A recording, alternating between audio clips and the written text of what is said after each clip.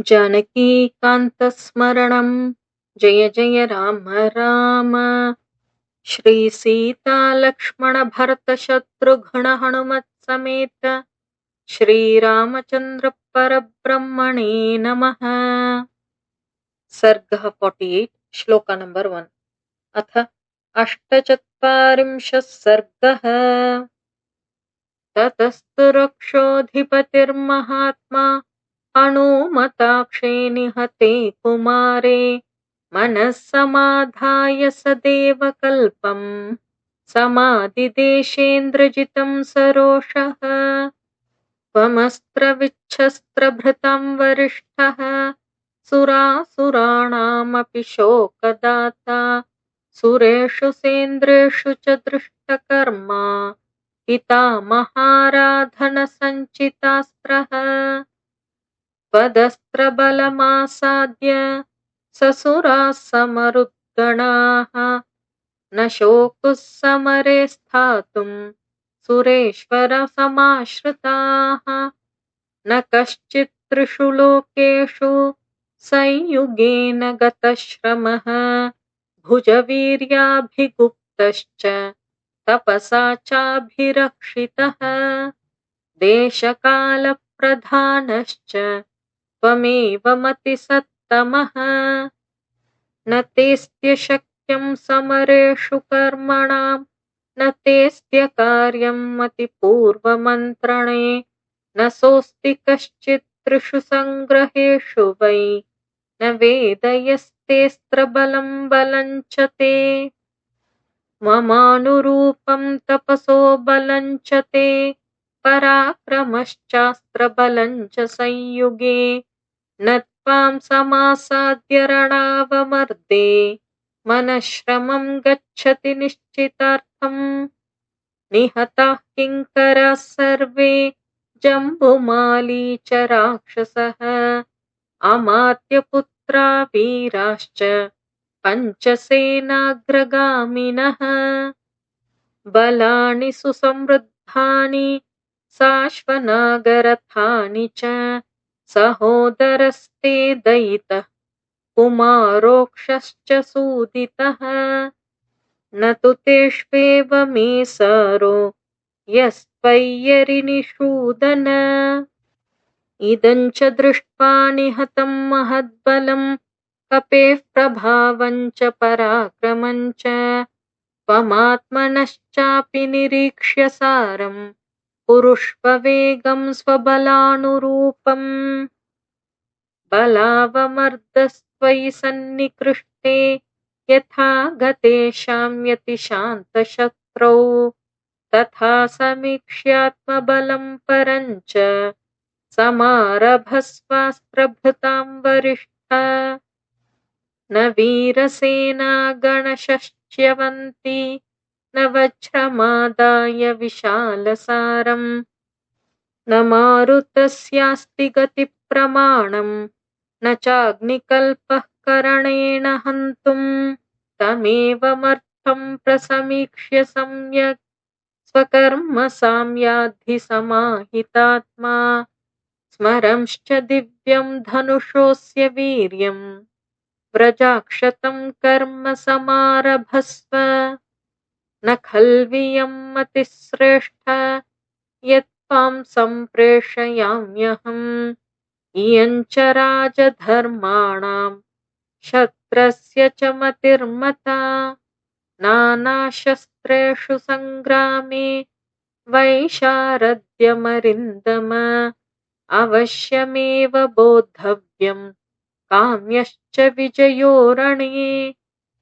ततः पितुस्तद्वचनं निशम्य प्रदक्षिणं दक्षसुतप्रभावः चकार भर्तारमतित्वरेण रणाय वीरः प्रतिपन्नबुद्धिः।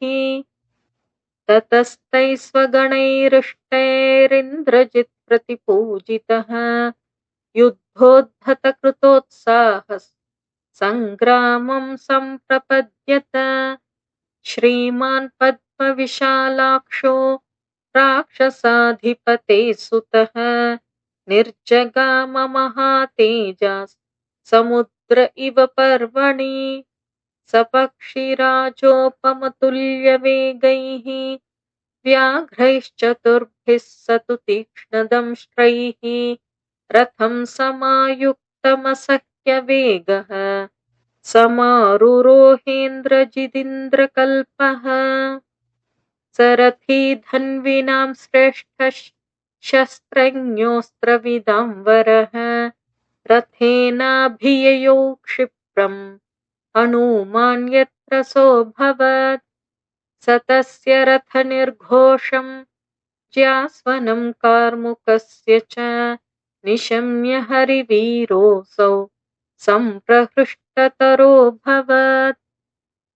इन्द्रजिच्चापमादाय शितशल्यांश्च सायकान् हनूमन्तमभिप्रेत्य जगामरणपण्डितः तस्मिंस्ततः संयतिजातहर्षे रणाय निर्गच्छति बाणपाणौ दिशश्च सर्वः कलुषा बभूवुः मृगाश्च रौद्रा बहुधा विनेदुः समागतास्तत्र तु नागयक्षाः महर्षयश्चक्रचराश्च सिद्धाः नभः समावृत्य च पक्षिसङ्घाः विनेदुरुच्चैः परमप्रहृष्टाः आयान्तं सरथं दृष्ट्वा तूर्णमिन्द्रध्वजं कपिः ननाद च महानादम् व्यवर्धत च वेगवान्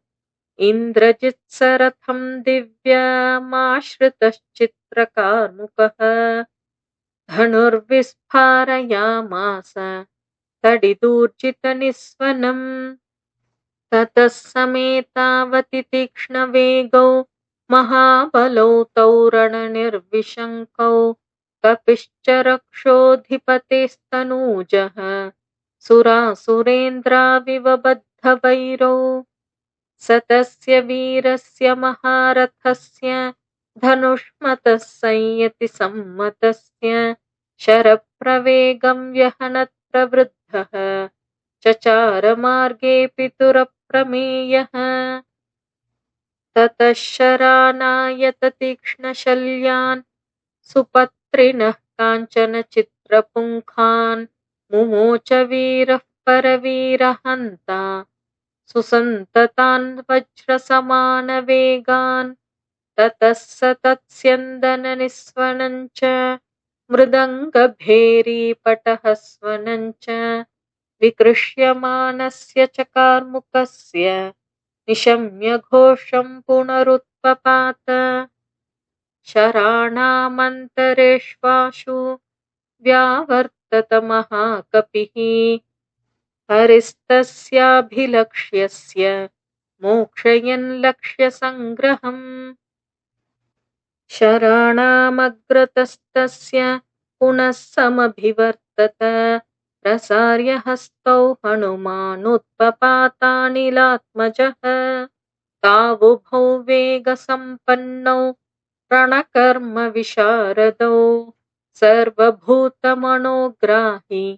चक्रतुर्युद्धमुत्तमम् हनूमतो वेदनराक्षसोऽन्तरम् न मारुतिस्तस्य महात्मनोऽन्तरम् परस्परं निर्विषहौ बभूवतुः समेत्य तौ देवसमानविक्रमौ ततस्तु लक्ष्ये स विहन्यमाने शरेष्वमोघेषु च सम्पतत्सु जगाम चिन्तां महतीं महात्मा समाधिसंयोगसमाहितात्मा ततो मतिं राक्षसराजसूनुः चकार तस्मिन् हरिवीरमुख्ये अवध्यतां तस्य कपेः समीक्ष्य कथं निगच्छेदिति निग्रहार्थम् ततः पैतामहं वीरसोऽस्त्रमस्त्रविदाम्बरः सन्दधे सुमहातेजास्तं हरिप्रवरं प्रति अवध्योऽयमिति ज्ञात्वा तमस्त्रेणास्त्रतत्त्ववित् निजग्राहमहाबाहुं मारुतात्मजमिन्द्रजित् तेन बद्धस्ततोस्त्रेण राक्षसेन स वानरः अभवन्निर्विचेष्टश्च पपात च महीतले ततोऽथ बुद्ध्वा स तदस्त्रबन्धं प्रभोः प्रभावाद् विगताल्पवेगः पितामहानुग्रहमात्मनश्च विचिन्तयामास हरिप्रवीरः ततः स्वायम्भुवैर्मन्त्रैर्ब्रह्मास्त्रं चाभिमन्त्रितम् अणुमांश्चिन्तयामास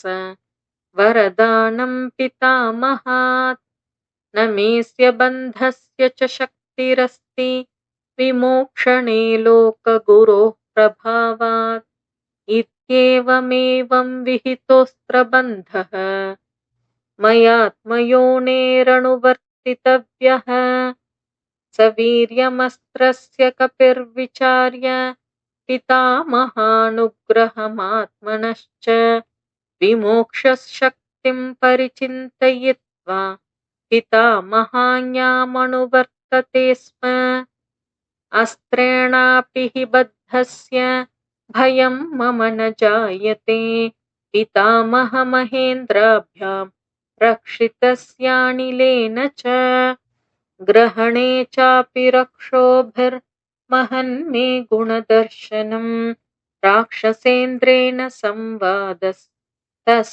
गृह्णन्तु मां परे स निश्चितार्थः परवीरहन्ता समीक्षकारी विनिवृत्तचेष्टः परैः प्रसह्याभिगतेर्निगृह्य ननादतस्तैः परिभत्स्यमानः ततस्ते राक्षसा दृष्ट्वा विनिश्चेष्टमरिन्दमम् बबन्धुश्चनवल्कैश्च द्रुमचीरैश्च संहतैः सरोचयामास परैश्च बन्धं प्रसह्य वीरैरभिगर्हणं च कौतूहलान्मां यदि राक्षसेन्द्रः द्रष्टुं व्यवस्येदिति निश्चितार्थः स बद्धस्तेन वल्केन विमुक्तोऽस्त्रेण वीर्यवान् अस्त्रबन्धः स चान्यं हि न बन्धमनुवर्तते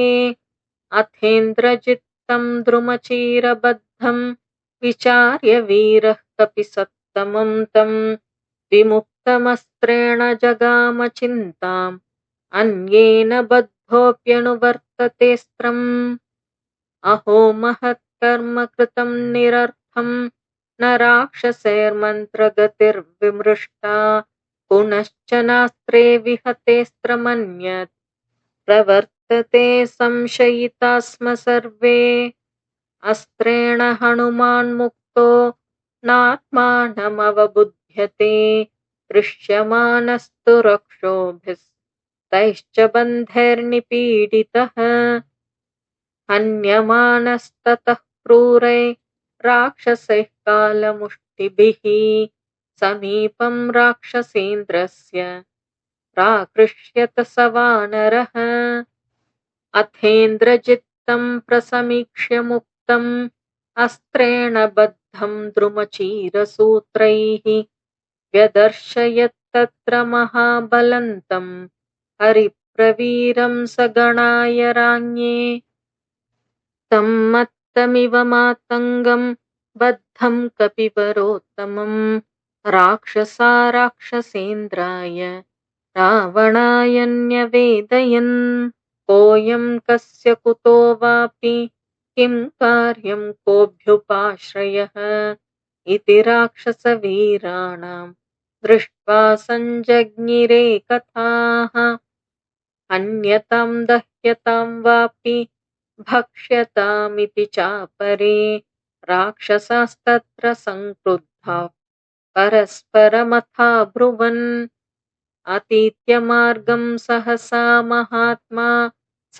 तत्र रक्षोऽधिपपादमूले ददर्श राज्ञः परिचारवृद्धान् गृहं महारत्नविभूषितं च स ददर्श महातेजा रावणः कपिसत्तमम् रक्षोभिर्विकृताकारैः हृष्यमाणमितस्ततः राक्षसाधिपतिं चापि ददर्श कपिसत्तमः तेजोबलसमायुक्तम् तपन्तमिव भास्करम् सरोषसंवर्तितताम्रदृष्टिः दशाननस्तं कपिमन्ववेक्ष्य अथोपविष्टान् कुलशीलवृद्धान् समादिशत्तं प्रतिमुख्यमन्त्रीन् यथाक्रमं तैः स कपिश्च पृष्टः कार्यार्थमर्थस्य च मूलमादौ